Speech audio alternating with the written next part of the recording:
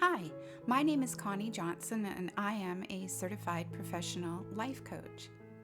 Using linked resources and guidebooks, I'm making this video to share a few life coaching and administrative tips with you as it relates to using the reliable resources, books, and guidebooks available for people who are separating and/or divorcing in the provinces of Alberta, British Columbia, and Ontario. My number one tip is to ensure that you are in the right frame of mind. There is a lot of information that you will need to go through. Being stressed will not help you think clearly. I have a video on my YouTube channel, Tips for Handling Stress and Well-Being. A card should appear on the screen right now to link you to that video if you'd like to go and watch it after this one. Once you are ready to educate yourself on all of the resources that are relevant to your family's unique issues, you will need to be super organized. There is so much information, you will have a hard time keeping track of where you got the information from. There are so many things you will need to think about. Planning ahead will save you a lot of headaches later on. If you and your former partner can agree on things and have it in writing, it will make for smooth sailing when co-parenting. Create a list of issues. I'm going to call that an LOI in the slide from now on. So create a list of issues unique to your family. You will use this LOI to educate yourself on each item unique to your family's dynamics. There are a few resources that can help you with preparing your LOI. I would review the resources for each province. You may get some ideas for orders you didn't realize you could ask the court to make. However, when using another province's resource for an item on your list, you would have to do the research to confirm that your province allows for the order you may choose. Buy a big binder, tabs, and sticky notes, or buy file folders so you can store all of the information that you gather for your LOI. The resources I mentioned will be linked below in the video description. They are, for Alberta residents, the Centre for Public Legal Education website. It has a link to a document called Separation Agreement Checklist. It is under their Publications and Resources tab on their website. Even if you know you are not going the route of having a separation agreement prepared, this tool will help you prepare your LOI. It is great food for thought. For BC residents, the Courts of BC website has a link on their website under the Rules, Procedures, and Forms section called Family Law Orders. Once you click into the link, you will see the words Supreme Court Family Order Picklist. You will find a Word copy as well as a PDF option. This document is amazing as you can literally cut and paste the wording into your documents when you are preparing them. I do recommend that if the sample wording references legislation, go to the legislation and confirm that everything is still accurate. Sometimes sections are repealed, meaning they are no longer in effect. This document may not yet be updated to reflect changes to the legislation. For now, you are using this document to create your LOI. But before you get started on your research, you will have to determine which court and legislation you are going to use. This list is for the Supreme Court family, and you may not be using that court level. So hold off on doing anything other than creating your LOI for now. For Ontario residents, the Community Legal Education of Ontario, CLEO website, has a link to a document called Parenting Plan Checklist. Once on the home page for CLEO's website, you will see a search engine on the top right-hand side. Type in Parenting Plan Checklist, and you will get a link to this document. I have also linked all of the above resources in the video description in this video. However, if the link is broken, you can search for it yourself. Also, please leave me a comment if my links are broken. Using the above three resources, you should be able to create your LOI. If you don't find what you are looking for, start a list of questions to ask a lawyer or for a research list. Have you opened a resources folder yet? The 3 resources I just told you about should help you with your LOI, And as I said previously, using another province's resources is okay. However, you would want to research to find out if your province allows for the orders you choose. Making an LOI now will help you when you meet with third parties. If you use a lawyer on an unbundled basis, you will be organized and better able to understand the process. Being organized and educated will save you a ton of money and stress down the road. Another resource I recommend is a book that was written by Denise Berry, a BC lawyer. Her book is Journey to Justice, and you can buy it through the shop page of my website. My website is linked on my YouTube channel on the top right-hand corner. I will also link it in the video description below this video. Click on Show More and the area will expand. I will also link an article that was on CBC News titled Representing Yourself in Court, Popular but Costly and Risky. It's basically an article about a woman who used this book for her journey. Decide whether you are going to use folders or a binder with tabs for each of your family's issues. You will be storing the information you print off in the appropriate folder or tab if using a binder. It will be a lot of information, so you may want to start in folders and move to binders in the end. I have linked some guides that are free in my shop on my website. When you use a guide or book, ensure that the information is current. If a resource references sections of legislation, law, go to the legislation and confirm that what the guide or book says is still current. If you print off information and 6 months down the road you plan on using it, go back to the website and confirm that the information is still the same. Save links to resources as bookmarks. It will be a snap to go back into the resources again and again. To save a bookmark, use your Control and D keys, and a box will appear on the top right corner. I have a PDF document I can share with you showing you how to save bookmarks. If you're interested in it, send me an email and I will forward it to you. The index of any guide or book, both hard copy and electronic, is a useful tool. If a book is 700 pages in length, you will want to use the index for each item on your LOI. Print off indexes and highlight which chapters you believe you will need to read as it relates to your LOI. Make notes beside the highlights once you've read the information. If you're working on one issue and you think the information will be relevant to another, print off the information twice and put a sticky on it, the paper, to tell you what folder it needs to be filed in or what tab it needs to be placed in if you're using a binder. If you are working on spousal support and your resource is electronic, use the Control and F keys in Word and Windows, or the Command and F keys in Apple to search for spousal support. A box will appear on your screen and you will see an option to go through each hit of the word or phrase that you just searched. Take your time and educate yourself on each issue in your LOI. This will help you to properly prepare documents when the time comes. Highlight and use sticky tabs. Both will help you find things quickly. You may only want to print off a few pages in a 700-page document. If you are not familiar with how to do that in your print dialog box, leave a comment below this video and I may be able to help you with that. I also have a PDF of quick keys for people using Chrome. Email me and I'll send it to you. The law can sometimes have defined terms, meaning that a word can have a different meaning than what it does in the dictionary. A little more confusion to add to the mix. The good thing is that all words that are defined are set out at the beginning of the resource that uses them. Make a mental note that defined terms only apply to the resource you are in. What I mean is that if legislation defines a term, that defined term may or may not mean the same thing in the rules of court. I'm going to use the Family Law Act in BC as an example for this video. Let's go there now and I'll show you what I mean.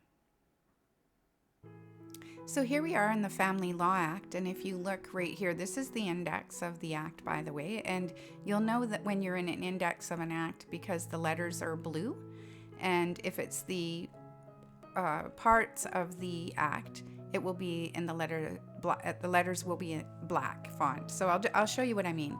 Here's part 1, interpretation, and here is definitions. So it might be definitions, or it might say defined terms. So if you just click on that, and with your right click of the mouse and open link in new tab, we'll go over here, and you'll see now that the font is black instead of blue. So now we're into the context, and you'll see that they have child. So in this act, child means, except in paragraphs 3 and 7 and section 247, it says means a person who is under the age of 19 years old. So that's what I mean by defined terms. You want to make sure that you have the defined terms printed off when you're in any of the legislation, the laws, or any resource that you're in, really, and keep it in the folder that you create for that resource so that you can refer back to it. So excluded property means the property that would otherwise be family property but is excluded under Section 85, and that's important to know these little notes that come with the defined terms. Okay? Another useful resource for researching information for your issues are glossaries. This is where you will find the definitions and terminology for words that are exclusive to the area of law you're researching, in this case, family law. If you click on Show More below this video, you will see links for glossaries for the provinces of Alberta, British Columbia, and Ontario. Ensure that you use the glossary for your province. You can print your province's glossary off or save it as a bookmark. To find a word, click into the appropriate letter. You will see the alphabet at the top of each one of these resources. Make a note somewhere to look for defined terms or definitions. Ensure that you use the definition from the resource and not these glossaries. If a resource does have defined terms, a defined terms section like I just showed you previously, BC residents are super lucky, as the province of British Columbia has a section on their website where they have explained the family law legislation, the Family Law Act, and the regulations for the Act. I will link that in the video description for British Columbia residents. Sorry, Ontario and Alberta residents, our provincial family justice departments have not done this, or at least at the time of the making of this video, they have not done that. I think I've already said this, but I'll say it again. Make a list of questions for any information you are not 100% sure on.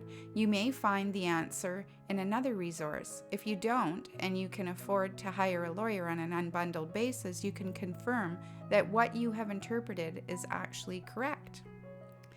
There is so much information available for self-represented litigants. It is hard to give a list that would be all-inclusive. Each family has their own unique issues. Sometimes it's best to read through every resource. You can find a better answer than the one you found previously. I find it helps me to understand things better if I read everything. Always look for links to publications and resources when you are on a website. I've said this many times, it is super important to not rush and to educate yourself on each of your issues. This is not something that is going to take you a few weeks. The language is new to you. There are rules which you will have to follow depending on what court you use. An example, BC has rules for the size of paper you use and for fax filing and electronic filing. Before you take any steps through the court system, you will have to research what documents you need, if there are any rules that apply to what you are doing, and you will need to know what the procedures are. As a former legal assistant, I frequently had to confirm that the rules and procedures had not changed since the last time I used them. Some courthouses have their own set of rules. Victoria, BC has exclusive rules. All this information is available on each court's website. Don't rush. If you do, chances are you will prepare things incorrectly, and your application and/or trial will not proceed. Also, down the road, you will wish you had asked for an order that you didn't realize you should or could get. I indicated earlier that before you start doing your research, you will need to determine a few things, one being which court you will be using. There are several levels of courts. Once you research this, If you are not 100% sure as to which court you should be using, you should definitely confirm this with a lawyer. Hopefully by now you know what your limitation date is. If you do not know what that is, you will want to conduct the research to determine what that is. The date you and your partner separated is important. If you've just left your partner and you haven't already done so, you need to send an email to him or her and confirm what your date of separation was. This should be done in writing. If your former partner does not agree with the date that you indicated as the date of separation, don't argue about it. Send a polite email back indicating why you don't agree and tell him or her you have made a note for both dates. This is a very important step. Once you email your former partner, save the emails in a folder and label the folder "Important Issues to Deal with." I have linked resource articles for BC and Ontario residents regarding the date of separation. Ensure that you read the information for your province. Unlike BC and Ontario, Alberta does not have a specific resource regarding the date of separation. The link I provided in the video description will be helpful as it has a lot of information regarding recent changes to legislation in Alberta that took effect January 1st, 2020. The date of separation is referenced in the section titled Property Division Changes. The importance of your date of separation will become more clear as you do more research. The date of your separation and your limitation period is something you should definitely discuss with a lawyer if you do not understand it after conducting your own research. The preparation of your LOI is a very important step. You will be using this document for many steps along the way. Should you end up using the court system, the first document will help you set out the orders you want the judge to make. Spending your time creating your LOI from the start will be invaluable. Your LOI will help you when meeting with third parties. It can be a checklist as well if you choose to prepare a separation agreement. Go to mediation, arbitration. I hope this video has helped you as it relates to organizing your research information, both electronically and hard copies. If your children are old enough to read, you may want to find a safe spot to store your information when you are exercising your parenting time. If you and your partner are in conflict, it is very important to not include your children. Courses. Another step that should be taken soon after separating is to take the courses for your province. These are linked in the video description and are as follows. For Alberta residents, these courses may be required to be taken or you can volunteer. Parenting after separation, parenting after separation for families in high conflict, and focus on communication in separation. All of the above courses have links to either a guide or a fact sheet. If you are not from Alberta and would like to read through the material, it is very informative. You may get some ideas on how to deal with conflict. For British Columbia residents, the Parenting After Separation course is mandatory if you have children, of course. Parenting After Separation, mandatory and available as an online course. Parenting After Separation Finances, not mandatory, however, it would be a wealth of information. There are 3 guides provided for parents, teens, and kids. You will see a link to Families Change in the video description below this video, and these guides can be obtained by entering your province on the home page, and you will then see links to them on the page that loads after entering your province. For Ontario residents, the Mandatory Information Program. The name alerts you to the fact that you must take this course. There are several links in the video description that will explain this course to you. The Families Change site has some great guides under resources. The Co-Parenting Survival Guide, Custody Chaos, Personal Peace.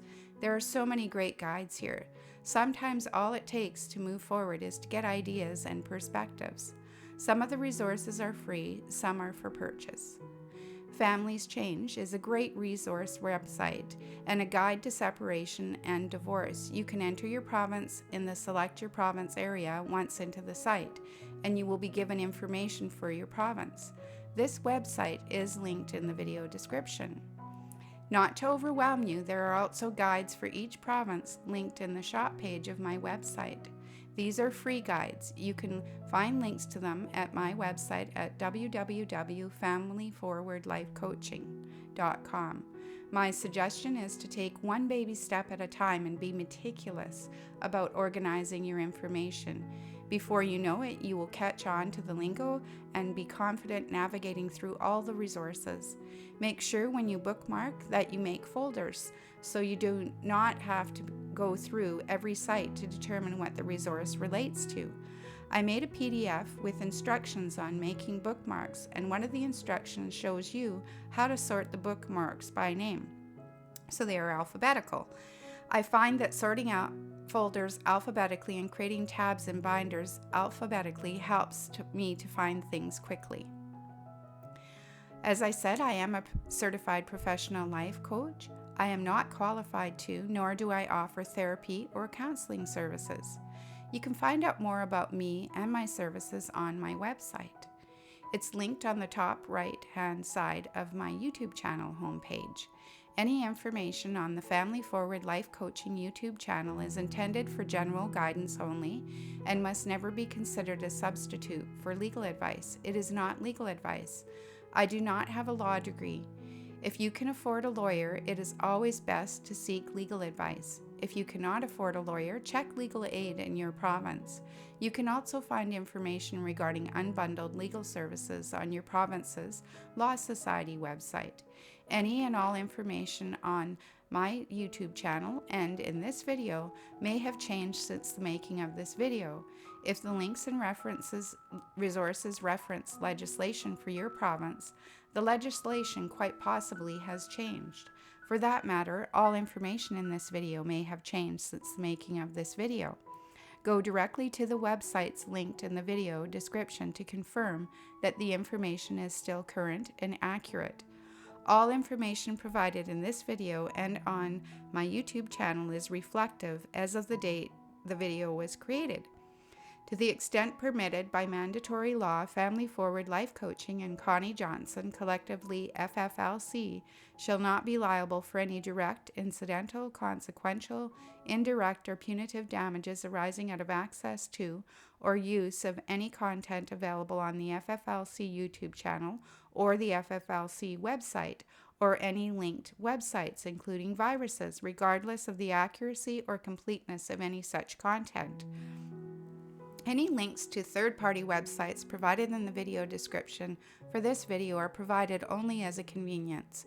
I encourage you to read the privacy statements for all third-party websites. I will review all comments, and if any are deemed inappropriate, the comment will be deleted. Comments that are off-topic, offensive, or promotional will be deleted. The comments posted are from members of the public and do not necessarily reflect the views of FFLC.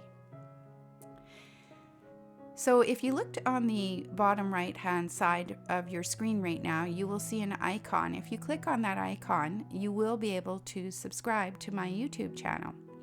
If you hit the bell button that is shown, it will notify you whenever I download a video or upload a video, pardon me. So if you would like to be informed of any of my new videos, then sign up, and I hope that my videos help you, and I hope that you have a great day.